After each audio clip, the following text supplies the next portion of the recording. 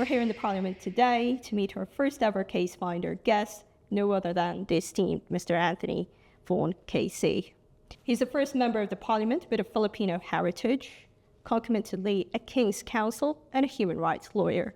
Today we'll hear from him as a statesman, as an officer of the court, and as a British-Filipino. My name is Danna. I'm a lawyer by trade, but for today, I'm just your case finder.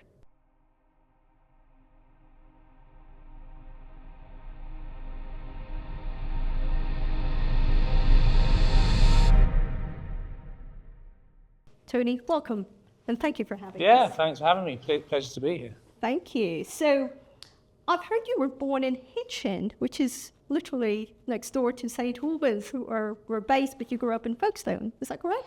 I didn't actually grow up in Folkestone. I grew up in Hitchin in Hertfordshire. And yeah, I mean, my mum came here in the 70s and met my dad in London. They moved to Hertfordshire in the late 70s. And so my mum still lives in the house that I grew up in Hitchin. So she's still in Hitchin, and Dad as well is in Hitchin. Yeah. Well, and as you know, we're based in St. Albans. That's next door to us. How was that growing up in Hertfordshire, and how did that impact your political and legal ambition? Well, I mean, Hitchin was not now, but then was a very kind of conservative area. It was, the MP there was Peter Lilly, who'd been there for years and years and years. And he'd been nothing ever than Tory. And it wasn't exactly multicultural. I mean, Mum would have her group of Filipino people that she was in touch with. Yeah. In London as well, we'd have relations that we'd go and see from both sides of the family. But I mean, it was a pretty culturally conservative place. I mean, it was a kind of place where there was a small kind of like South Asian community as well. I mean, I went to the local comprehensive school, Hitchin Boys School. Yeah. It used to be a grammar school, a bit like they have in Kent, where I now live. But they got rid of that in the 1970s, and so by the time I went there, it was a kind of example that I sometimes refer to for Kent when I'm talking about grammar school not really working. That it was a completely functioning school. It didn't collapse when they got rid of the grammar school system, and it was actually a very good school. And so, yeah, I really enjoyed school. Hitchin was a great place to grow up in. But I think, as I say, I think cultural conservatism and kind of middle of the road Toryism was the kind of like medium voter there. And this is from the Franco, I think parents were conservative voters too. And how did that affect your worldview? And at this juncture, you're a Labour MP. Forgive me for asking. How did we get here? Yeah. Well, there's a lot of parallels between Hitchin and Folkestone in a lot of ways. I mean, Folkestone High that I represent was equally a always conservative seat. I mean, I'm the only ever Labour MP that people there have ever elected. I think it was last not Tory in 1895 when the Liberal Party were elected for the approximate area. The boundaries have changed slightly over the years, but it was the Liberals in 1895 right up until 2024, then Tory right up until 2024. But I mean, for me, it was more about seeing the kind of contrast between the place that I was growing up in Hitchin and looking at the way perhaps the opportunities that some of my family had in the Philippines and seeing that massive disconnect, massive difference and contrast. Going to the Philippines over the years and knowing my family and cousins there, I suppose it just made me think a lot about inequality, about social justice, opportunity, and thinking that I was pretty lucky having the opportunities that I had. Not to say that growing up in the Philippines leaves you without any opportunities. Of course there are, but they're very, very different. And for me, I sort of thought a lot and read a lot as a teenager. Was sort of very much motivated to try and kind of get to the root of, social injustice and inequality and understand what that was all about. And so that's partly why I did law, because I wanted to help people and be involved with kind of things that were actually going to make a practical difference to people. And then did that for 20 or so years before doing this. I wanted to two things I want to talk about before I forget. First one is your mother's from San Roque, right? Yeah. Later, is it? Samar. Samar. Yeah, Samar. And I read of your experiences going there and seeing your cousins fighting, and the disparity and the opportunities, but also how your mother's work here inspired you, and you called it a life of service. Yeah. Can you expound more about that, and how has that impacted you, not just as an MP, but as a lawyer and as a person? Well, from the moment she came here, she was in service jobs, and almost all of the time she spent her working life here was doing care assistant work, and caring for other people, and in quite a tough job. My sister and I used to come into work with her and sit in the staff room and spend quite a lot of school holidays and hanging around nursing homes. Yeah. I think it's that sort of empathy that she had for other people, and that sort of desire to serve. Yeah, it's definitely ingrained in me and informed and kind of motivated and inspired me to kind of do it in a similar way. But I suppose I've done that through law. But it's definitely a huge part of me, that aspect of service. It's really important I do that in my everyday work. Oh, it's a good segue, because I did mention the second one, and I think in one of your interviews, this struck me as a fellow lawyer, but you said that one of the things that I think I'm paraphrasing here, that you found most satisfying is looking at where it went wrong and trying to find a solution for it. We're going to talk a little bit about your life as an officer of the court, because you still are. You're still a human rights lawyer. What made you go into that? I think we could already glean from your earlier answers, but from your experience hanging around staff rooms to making that decision as a young adult, as a young lawyer, this is going to be where I'm working, not civil, not other areas, but this is where I'm going to specialize in. How did that decision? How did you get to that decision, and how was that? The last 18 years, yeah.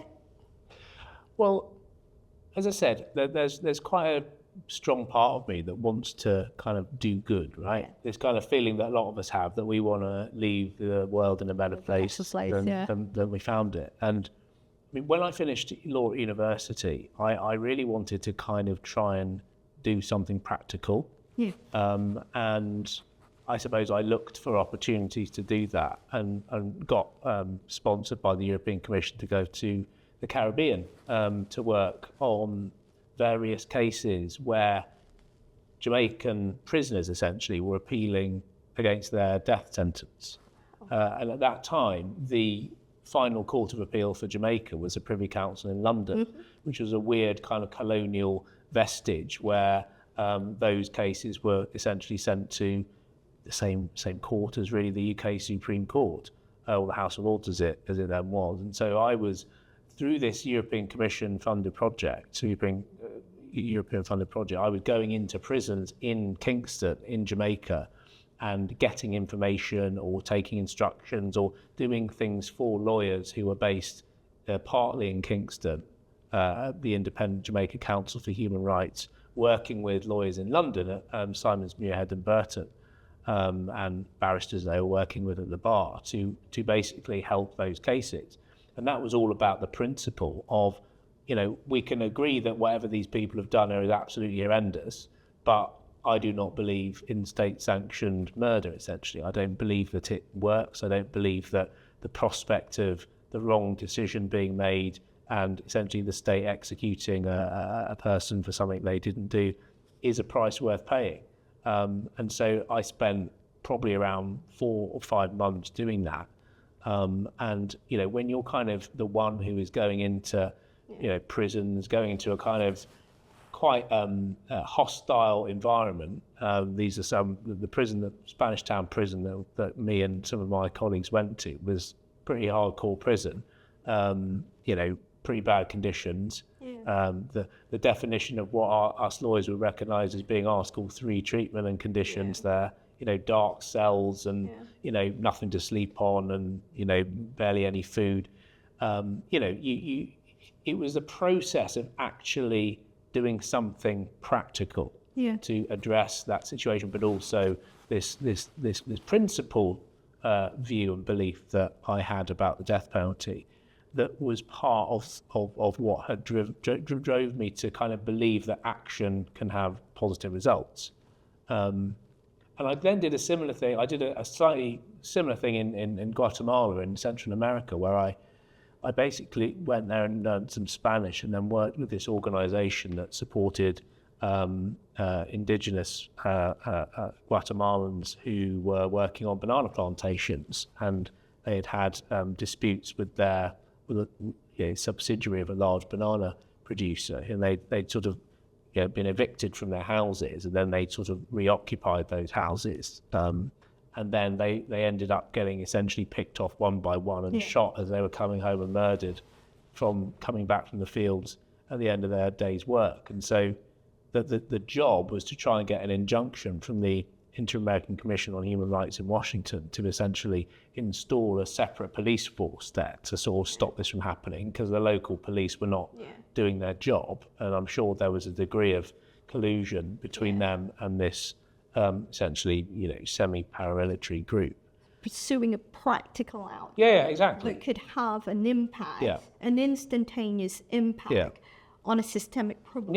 Exactly. And so those two examples were where, as a 21-year-old, I was able to have an experience using law to have tangible, to create tangible changes for people who were very much at the sharp end of, systemic, and state or corporate action that was having a severe effect on people. Yeah, and that was a turning point. I think it confirmed the kind of desire I had to work in that field, but also really empowered and filled me with, I suppose, motivation to continue doing that kind of work, because it made me realise that I could do it. Yeah. Because there's always an element of, you come from being at comprehensive school, you go to Cambridge where everyone's come from, sort of, there's a lot of privilege flying around, and the sorts of people that you kind of didn't even know existed other than in sort of like on TV. And then you have to then believe that you can compete in a kind of marketplace for skills where you're able to beat some of those people. Yes. And so there was definitely a process of like, is this actually something I could do? Am I able to? Have I got what it takes? And so those experiences both filled me with that confidence, but also kind of confirmed to me that is what I wanted to do. That's a good point, because lots of young lawyers would be having those from an ultra-competitive environment, whether or not it's Cambridge, SOAS, or just the local university. You'll always be thinking, can I make it out there? And you're going to try to find those evidence, almost like a reaffirmation that, do you know what, I'm part of this club. I have a right to be here, and I want to be here because I want this for this thing, this purpose. So confirmed both the ability as well as the purpose. Totally. And then after that, there were a couple of quite reported cases, really. The same case, which was really potent. It created a lot of dossier and literature about that's an asylum case and an NF case. Can you tell us a bit more about those two cases, as far as obviously you're comfortable with? Is it the detained fast track case? Yeah. Well, I mean, there was a lot of cases about the detained fast track, but I mean, I kind of got into all of that sort of thing because as a pupil barrister, so when you're training, I volunteered for Bail for Immigration Detainees, which is a charity that provides free legal representation to people who are detained in immigration detention. So you essentially go there too. You both go there, but you go to the tribunal to do free bail applications for people who are in immigration detention. And then that was I found that interesting, and I wanted to do more of that, and it kind of then led to doing more cases around immigration detention and challenging it not just in tribunals but in judicial reviews in the High Court to try and look at some of the wider issues around how detention is used for those, who Strategically used. Yeah. I mean, on a case-by-case basis, but also using it to try and address wider systemic issues, which are resulting in detention being used inappropriately. And how? And this is more of a generic question, not just Home Office, because of obviously the nature of the cases you were instructed on when you were in practice. How was it being against, normally, as you said, a banana plantation owner, all these big players in or a state, a country, a Home Office? How did it feel like, or what were the challenges, and how do you think that impacted your current position as a legislator, other end of the table now? Yeah. Well, the cases that, as I said, a lot of it was around detention, and I don't think I answered your question about some of the specific cases, but I mean because part of the answer to your question is about those cases. I mean, one of them was about the detained fast track process, that was essentially a process which said, somebody claims asylum, they have a couple of days, they get interviewed. Day next, they have a decision. A couple of days later, they're in the tribunal for an appeal, and a couple of days later, it's the final appeal, and that's it. And that was so compressed. That was such a compressed time frame that after several years, I mean, it actually was in operation for probably about 10 years, and the courts found that was an inherently unfair process. But being involved in litigation like that underlines that. The system isn't. I think we often all imagine the system to be this sort of person. Like people can, particularly clients, they can kind of personify the state, and to say things like, well, that the Home Office hates me, or that the system is conspiring against me, etc. But what quite more often than not, that the reality is that there's a whole host of different motivations, different strands where perhaps the government wants one thing, the civil service thinks something else is achievable, but not what the minister thinks. There's the legal advice that's constraining what perhaps the civil servants want to do. There might be differences of view between the Home Office and the Foreign Office about how something should happen. And so the decisions that ultimately end up being taken are a sort of product of this kind of whole array of different forces that are pulling in different directions. Ecosystem, a whole ecosystem. Trying to obviously birth this decision. But what it requires though is I mean, there's nothing to substitute for a load of hard work, particularly across the whole team. They all require both solicitors and barristers who are totally all laser focused on what has to be done, and just working really hard, because litigating against the state is very much a kind of David and Goliath endeavour. Exactly, and often becomes a war of attrition. But I suppose what is interesting now is that I'm moving from the role of always challenging to fight fearlessly for my client, to trying to put myself in the mind frame of the government and what is best for society as a whole, which may not always be the same as what is in that individual's best interests. And there was something that, despite always wanting to work in human rights law and to work to benefit the lot of individuals, there was always a kind of nagging part of me that felt that to sort of conflate what is in the interests of my client with what is right more widely for society was a bit of it felt like that it wasn't quite the whole picture. And sometimes I would feel that to take an approach which did conflate those two things was to oversimplify politics, and to look at the challenge that, say, government now has as being much simpler than it is, or perhaps not copping out of the true question that we have, being the front line of where politics is at. Exactly. Which is, I suppose, is an intellectual reason why I've wanted to do this. But it is certainly very interesting now being, and I'm not in government, I'm a backbencher, but it is nevertheless very interesting to try and think about how those balances should be struck from the perspective of wider society.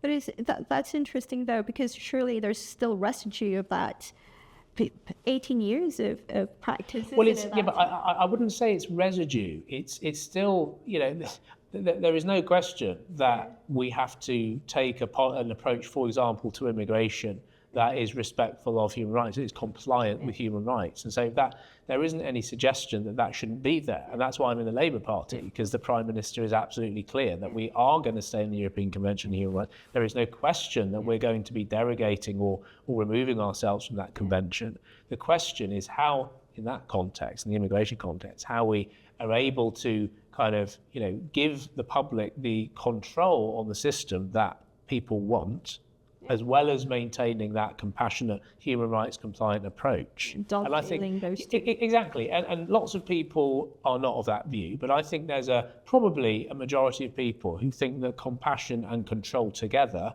are the right approach, and that you can't have one and not the other. Yeah, and it is possible to dovetail both. After 18 years of being a barrister, what made you, I think you answered that partly, but specifically what made you become an MP, or want to become an MP, and of course you were elected last year? Well, I mean, I'd lived in Folkestone for nearly 10 years and know the area very well, and love the area. But I think some of the catalysts for wanting to stand, I mean, I'd always wanted to do it. I'd always wanted to do it. I just didn't know what. It wasn't a last year decision. No. It's at the back of. Well, it was a decision I took in around 2022. But I'd always wanted to do it. It was just I'd always envisaged that it would have happened much later in my life. Maybe when the kids were a bit older and I wasn't, having to balance family and work in the way that I am at the moment. But in an ideal world, I'd probably have waited a bit. But I think one of the catalysts was definitely what we were seeing with some of this Suella Braverman, Priti Patel type stuff, where there were this ridiculous Rwanda policy, or just detaining people in atrocious conditions in Manston in Kent, and just a complete kind of off the wall approach to immigration that was not just inhumane, but was entirely ineffective and creating problems for ourselves. It was because of the way the Tories dealt with the immigration and asylum system that we ended up with a massive backlog of asylum claims, because they just switched off asylum processing. They just literally switched it off and said, let the pile of claims grow higher and higher, on this completely ridiculous premise that all of those people would just go to Rwanda. Whereas 700 million quid was spent and 4 volunteers were returned. And so it was partly around kind of consternation around how the Tories were dealing with it, and the kind of lack of inhumanity and just incompetence that made me feel that. And also seeing the way things were going politically in a wider sense, that I sort of felt, well, this is kind of a time when I feel like there's a duty to get involved. Yeah. Because it's very easy sort of shouting from the sidelines. Yeah. And it will always be absolutely critical for our constitution that we have highly motivated lawyers acting for people to hold government to account. Mm-hmm. I suppose I'm not saying that I'm somehow more kind of righteous by stepping into the political arena, because it is actually also a personal decision to perhaps step away from doing work as a lawyer to being in this position. And I know that many people would not want to do that for lots of different reasons. And but for me, I personally felt that I needed to kind of go beyond what I was already doing. To try to influence the way things were going. Yeah, on the provenance level almost of the issue. And particularly as Labour's position at that time, and it continues to be, that we're going to stick with the European Convention on Human Rights and the Refugee Convention. We were dedicated to scrapping Rwanda, which would have essentially required a complete, throwing human rights out the window. And so, and having been a member of the Labour Party for my whole adult life, it was always going to be Labour. You spoke against the rewriting of the ECHR. I spoke against rewriting the ECHR. Is that correct? Or you could expound more, but if that's an oversimplification, you can expound more on that. And how crucial do you believe the ECHR is to defending the principles of human rights?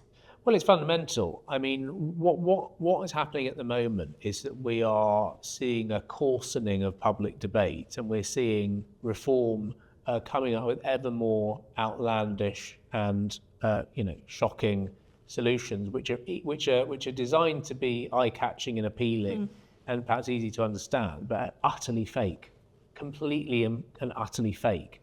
And it's very easy for them to say, we'll tear up the Human Rights Convention and everything will be sorted, particularly in terms of the small votes. That is utter nonsense. It absolutely won't solve the problem. But it's designed, like this announcement yesterday around abolishing indefinite leave to remain, it's designed to make a certain group of people think, oh, it's an easily solved problem, let's get reform in and all our problems will be solved. And I think that there is a question in terms of the political strategy that is needed to respond to that. There is a question as to how far you kind of do a little bit of what some of those reform voters might want you to do to keep them on side, and to win their votes, versus sticking to, what is right essentially, and not losing what we're all about. And as far as I can see, Keir is very clearly sticking to the correct line, which is we are going to continue to be in the ECHR and to defend it. Not every single, there are colleagues of mine in the Labour Party, a very small number, who have openly taken a position that is more open, that leaves the convention more up for debate. And that's a position which I think we need to be very careful to avoid going down.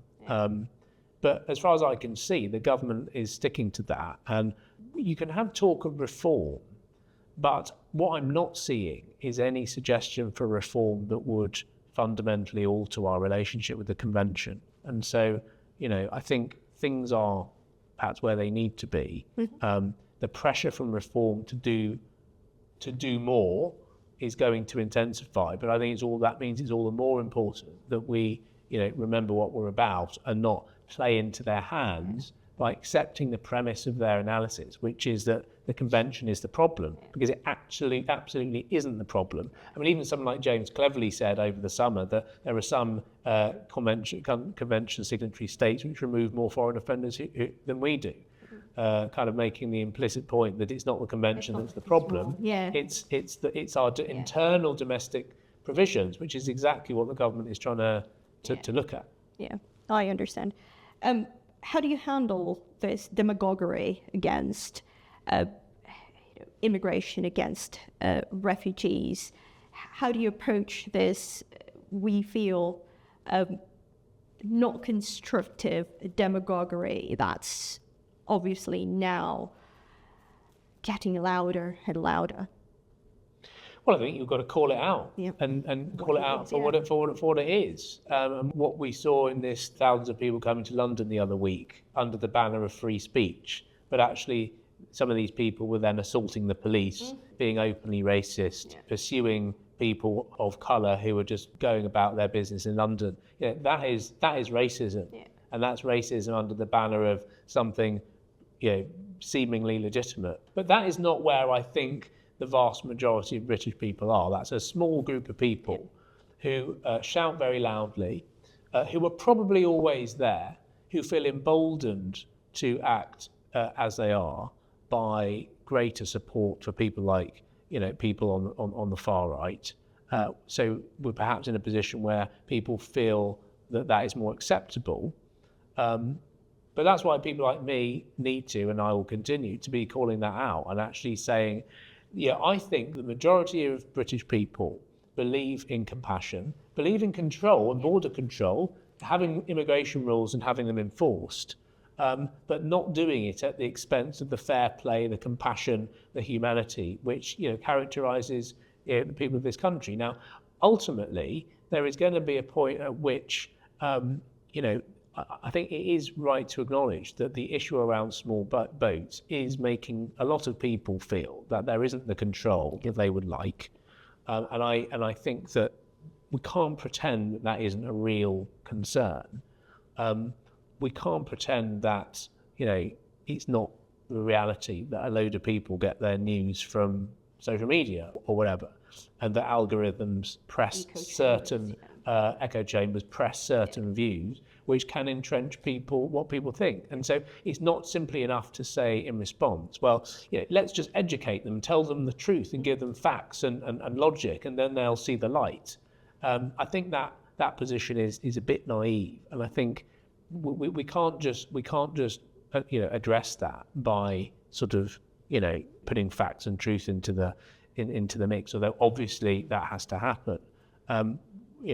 People can't get beyond the fact that we do have the numbers of these crossings going up, and I think it is important that the government can follow through on the work that they're doing to actually carry out the hard yards of fighting, taking criminal justice measures to address what's happening upstream in other countries. They've stopped boats coming through, because this isn't just gangs. It's not accurate to characterise these seriously organised, sophisticated transnational criminal network as gangs. It's entirely possible that they're state-backed by actors that are adversaries. They're using ever more sophisticated means to create political unrest. And so it's important that the government is able to follow through on these measures, which, frankly, were not being taken by the previous government and have to be taken by this one. Hard truths, hard deliveries that needs to be met by the government in order to deliver that message that control as well as compassion can dovetail and live in this society. That's right. And as much as I would like to say, let's just implement safe routes and that will solve the problem, I don't believe it would solve the problem. I do think that we should be expanding safe and legal routes for people to claim asylum. I definitely believe that. The one-in, one-out deal that was done between the UK and France recently was such a safe route. There have been other safe routes, like the Afghan scheme, which has been closed, but I think we do need more of that. But I think, we can't pretend that is going to solve this problem. This is first and foremost a criminal justice issue around these massive transnational criminal networks who need to be addressed in a criminal justice way.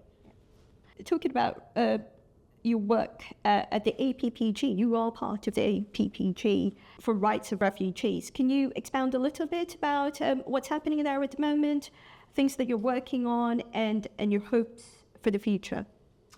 Well, a lot of the focus that I'm spending my time on in Parliament around these issues is around ECHR, defending the convention, trying to work with colleagues to really build support around those principles, because I think, as we said earlier, there is a risk that gets swept up in the reform rhetoric, which ends up implicitly kind of eroding the importance of that convention in people's minds. And I think that at the same time, you're having attacks on the Refugee Convention as being something that we should be sticking to, which equally has to be defended. And so, I see those two issues as very much one. It's basically about, do we still want to adhere to the proposition that somebody fleeing persecution should be given sanctuary here if they're seeking it? In the same way that, if we were invaded, we might want sanctuary in another country next door. And I think most people accept that we ought to have a right to asylum. And I think that needs to be, I think that's true, and I think we have to defend that vigorously. Because, if we're not going to defend it, then it's going to be eroded by those who want to present easy answers and, essentially weaponize the convention in a way that is not what our values, are. And you represent the Labour Party and the country at the Council of Europe on the Committee for Legal Affairs and Human Rights. How's that? And what's the current status given the political pressure at present? Yeah, I mean, the Legal Affairs Committee of the Council of Europe is an important one, because a lot of the issues that we're talking about do centre around how we hold particularly Russia to account for its atrocities in Ukraine. And actually something I was appointed to recently was to actually look at a report around how we hold Russia to pay compensation that it's been ordered to pay by the Strasbourg court for existing human rights violations. Now, that's quite an important issue because there's going to be a claims commission that's going to be set up for Russia's a war of aggression in Ukraine.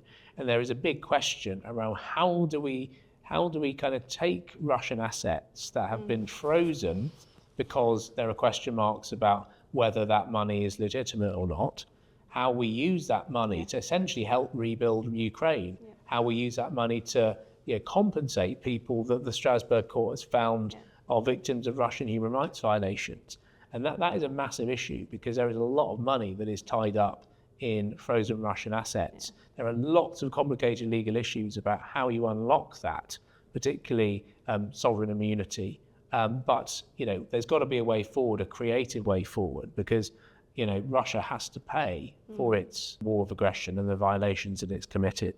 And I think if there isn't a way that is found to do that, then it's going to have a big hit to the legitimacy of the Council of Europe and the Strasbourg court. So that's something that I'm going to be working on in the next few months, but really, committed to using some of the techniques that we've got in Britain for this kind of thing. So we've got unexplained wealth orders where the burden is on the person who is a subject to the order to prove that their wealth is not has not been obtained illegitimately. That kind of burden issue is a live one because you have some European countries who put all of the onus on the state to show that it is money that's been obtained illegitimately. And there are issues like that can be looked at, whole range of things. So that is something I'm looking at the moment. It's interesting when I can totally just see you and practice there for a moment. How do you feel? How are you exporting your skill set as a barrister, human rights, to your current causes, advocacies, obviously projects and your current assignments there? How do you feel? How's that? It's clearly very useful, but how much of it are you leaning in at present? Because techniques, processes, problem solving, looking at it from a lawyer's framework, I can just totally see that giving your answers. Well, I think it's pretty important. I suppose because I know what the law is, or at least can find out what the law is quite quickly, it can then inform the political judgments that I'm making. So let's take that letter that I wrote to the Equality and Human Rights Commission around the response to the For Women in Scotland ruling by the Supreme Court. That was a situation where you had an organisation that was challenging the interpretation of the term sex in the Equality Act. And they were arguing for an interpretation that it meant biological sex versus something broader that perhaps approximated to gender identity of some definition. Now, what needed to happen as a result of that, and it was in my view, very unfortunate result that was reached, but it was nevertheless the Supreme Court's ruling. The question then arose, how on earth does this ruling apply in real life? Yeah. Because there was a whole part of the analysis, which is how the logic of that ruling apply in real life, bearing in mind what human rights principles require. None of that was addressed by the Supreme Court. And so there was a lot of outcry by people who were advocates of trans rights at the time of the ruling. I didn't feel able to sort of get into the arena at that stage because I don't want to be going around kind of arguing with the Supreme Court, because I'm an advocate of the rule of law, right? And so you've got to accept the ruling of the court. The point where I felt it was right to intervene was when the Equality and Human Rights Commission published this guidance, which was just utterly mad and took an approach, in my view, and it took an approach to sex, which was just entirely binary and extreme. So the logic of it is that a trans woman who lived as a woman for 20 years, appears to be a woman, would have to use the men's toilets. That's just totally ridiculous.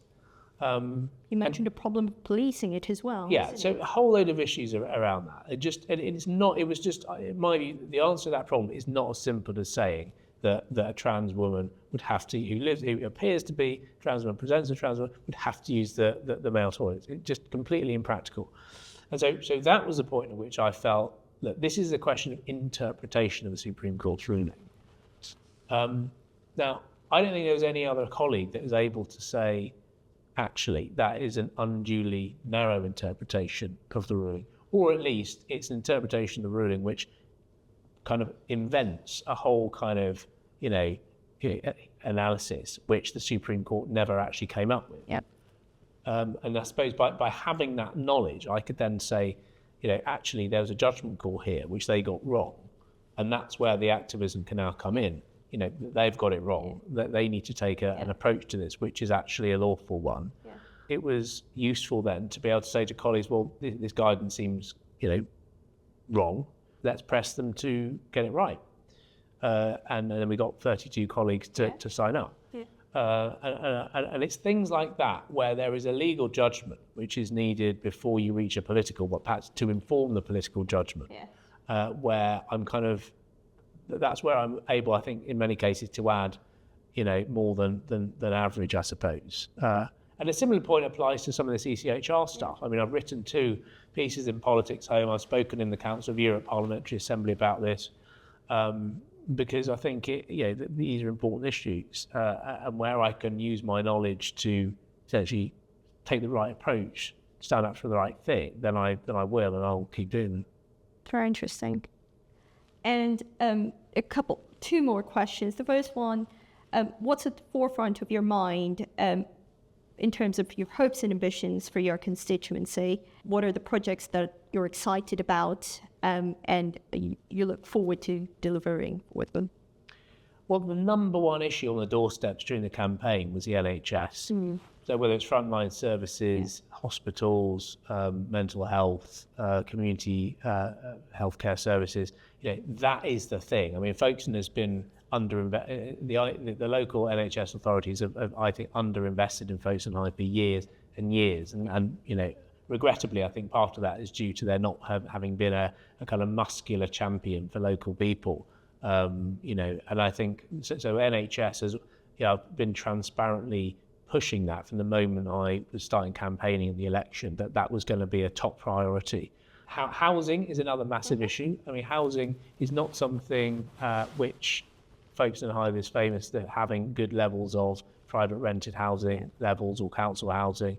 There is a lot that needs to be done on that front. One of the things that lots and lots of people in one section of my constituency called Romney Marsh are very anxious about is the need to bring the power station there called Dungeness Power Station, which is currently being decommissioned, back into use as an actively electricity generating power station. So bringing new nuclear back to Dungeness is a big ambition.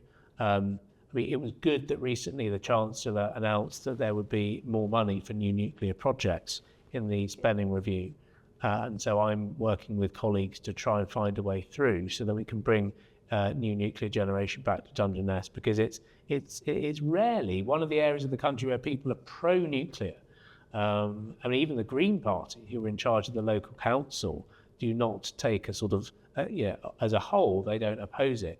And so that is something which, I'm working on. So, I mean, it was good on the NHS front. We had an announcement recently to say that there was a load of thousands of pounds going into community healthcare, the neighbourhood healthcare programme, and I'm trying to push for a GP surgery that needs to be built in the town centre to actually happen. So, lots going on. Those are a few things, but Folkestone High is one of the most deprived areas in Kent. It has some couple of wards, some of the most deprived in the UK. So there's a lot of need, there's a lot of pain, there's a lot of advice that the office is having to provide, and that's another area where I think it's quite useful having my background so that we can provide. I mean, we can't provide legal advice as such, but we can help to solve some problems. Navigate. Yeah, exactly. Or signpost them to lawyers if people need to see it. And so, I do love the job. There's a lot to it, but really for me, it's about making the difference to people on the ground, which is one of the best parts of the job. I can see that. Final question: what does being a British Filipino means for you, and what's the best part about it? Well, difficult question. I mean, look, we're all a product of our experiences, right? I mean, I on the one hand was was brought up, as I say, in this little, relatively conservative, culturally conservative town. At the same time, I spent a fair bit of time in the Philippines around my family, both in Manila and in Samar. And, I'm British first and foremost, and English first and foremost. At the same time, I have a whole nother part of my identity, which is sort of the flip side. So you have a lot of countries where there was colonialism, right? Yes. In the Philippines case, it was colonized by Spain. And, that kind of gives rise to a different sort of mindset, I think, that it's definitely been something that I've had to sort of work through, this kind of mentality of being the sort of, I don't know, my mum was very deferential, right? So she was always talking about, like, you've got to walk on the inside if somebody walks past you in the street. And she was always very keen to sort of get the etiquette of things right, and keen not to sort of, get the sort of social etiquette wrong around my dad's family, who were quite English. And I suppose part of growing up has been about accepting, like, that you are not Filipino, but you have Filipino heritage, and that is almost a sort of island on its own, kind of thing. You're not one, but you're not the other. Yeah, you're not. In the case of the Philippines, and so it's a mixture, primarily British, but Filipino heritage, and very, very proud of both. Yeah. And I think a lot of similar kababayans, as we call it, kids who grew up here, but with a Filipino heritage, who's in that, as you said, island on its own. It's a whole different it's not half of something. It's a full of both, but with a very different mix. And you've got to own it, isn't it? Nobody can tell you that you're this. You have to take your own experience from the tapestry that is provided to you by your mother, by your cousins, by your dad, by your own experience of that heritage. Yeah. And, I hope it's still, it's continuing to grow. Yeah, absolutely. Well, what a pleasure. Thank you so much. Thanks so much for this, Danna. I really enjoyed having this conversation. I really enjoyed it as well. Thank you. Thank you. Thank you. That was fun. Yeah.